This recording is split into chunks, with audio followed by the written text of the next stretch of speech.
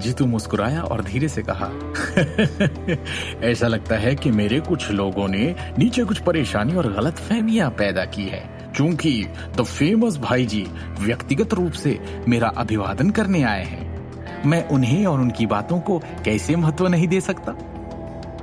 जीतू दादा ने अपनी उंगलियां तोड़ते हुए आदेश दिया, भाई जी के आदमी को जाने दो। उसके बगल में काले रंग के लोग तुरंत कारखाने के छोटे से कमरे से सूट में 6 पुरुषों को बाहर ले आए।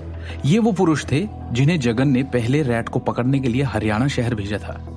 भाई जी, हम दोनों ने पिछले वर्षों में हमेशा अपने अपने कामों के बारे में सोचा था। हालांकि ये आप ही थे जिन्होंने इस बार सीमा पर अपना हाथ बढ़ाया था, लेकिन मैं इसमें आंखें मूंद लेने को तैयार हूं। हालांकि अगली बार निश्चित रूप से ये नहीं होगा। हाँ? जीतू दादा ने चाय की चुस्की लेते हुए ठंड से कहा, आप अपने आदमियों को ले जा सकते हैं और वापस जा सकते हैं। ये देखकर कि आपके दर्जनों भाई कैसे असहज रूप से बाहर इंतजार कर रहे हैं, क्यों ना मैं सभी के लिए एक साथ भोजन करने के लिए एक पूरा रेस्टोरेंट बुक कर दूं, क्योंकि हम एक दूसरे से शायद ही कभी मिलते हैं। हमें इस अवसर का लाभ उठाते हुए सोचना चाहिए कि हम एक दूसरे को बेहतर तरीके से जाने, अन्यथा आप इसी वक्त यहां से जा सकते हैं। जीतू दादा जगन के कार्यों के पीछे का अर्थ नहीं समझ सका। उसने अचानक अपने अधीनस्थों में से एक पर अपनी नजर क्यों रखी और यहां तक कि उसके पैसे की भी छीनने की कोशिश की। हालांकि वो सिर्फ इस छोटी सी बात के लिए जगन को मौत के घाट नहीं उतारना चाहता था। आखिरकार उसने इस मामले में एक लाइन छोड़ने की योजना बनाई थी ताकि वो भविष्य में फिर से मिल सके। जीतू दादा, आज मैं जिस व्यक्ति के लिए यहाँ आया हूं वो रैट है, जगन ने गंभीर अभिव्यक्ति के साथ कहा। उस पल जीतू ने अपनी आंखें सिकोड़ ली, क्योंकि एक ठंडी चमक उसकी गहराई को दर्शा रही थी। जीतू ने टेबल पर अपने हाथ में प्याला तोड़ दिया और ठंडे स्वर में कहा, रैट, मेहमानों को बाहर आकर मिलो। उसका रवैया साफ था। इस समय एक छोटा अधेड़ उम्र का आदमी जीतू दादा के पास से अचानक बाहर निकल आया। मुझे आश्चर्य है कि जगन भाई जी मुझे क्यों ढूंढ रहे हैं। हालांकि चूंकि आपके पास पूर्वी शहर में कोई शक्ति नहीं है, इसलिए आपको अपना सिर नीचे करना चाहिए और एक बार में यहां से वापस चले जाना चाहिए।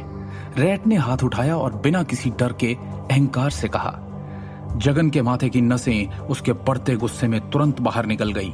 हालांकि वो अपनी चाल चलना चाहता था। वो जानता था कि उसकी वर्तमान स्थिति में लड़ाई शुरू करना बुद्धिमानी नहीं होगी। तुम रैट हो?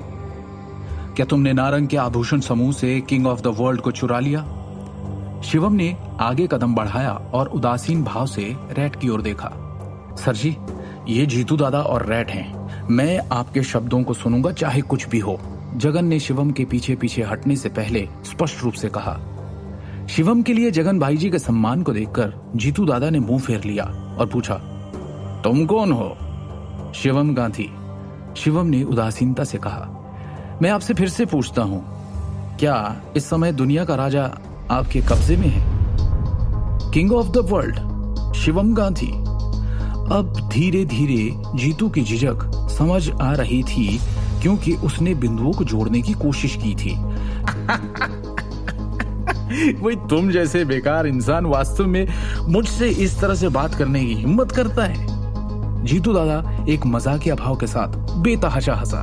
पहेली को एक साथ समेटने के बाद वो अंत में समझ गया कि उसके सामने वाला युवक लाखों के गहनों का टुकड़ा वापस लेने आया था। 2 दिन पहले अमिताभ नारंग का बेटा करण नारंग व्यक्तिगत रूप से उसे खोजने आया और उसे एक अच्छे सौदे से परिचित कराया था। उसके शब्दों के अनुसार नारंग समूह ने लाखों रुपयों से अधिक मूल्य के गहनों का एक टुकड़ा बनाया था।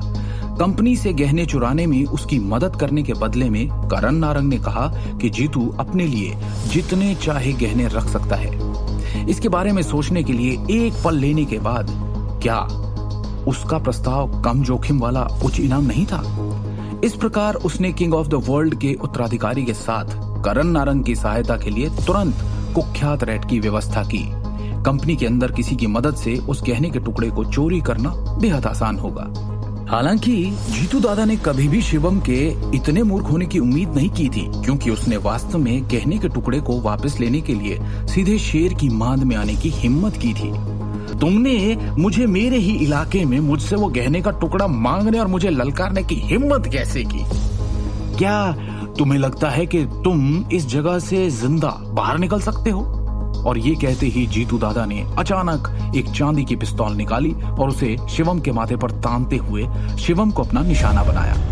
आगे की कहानी जानने के लिए देखिए अगला एपिसोड सिर्फ पॉकेट एफएम के यूट्यूब चैनल पर, और शिवम द हिडन वॉरियर के सारे एपिसोड्स को सुनने के लिए डिस्क्रिप्शन में दी लिंक से डाउनलोड करें पॉकेट एफएम ऐप।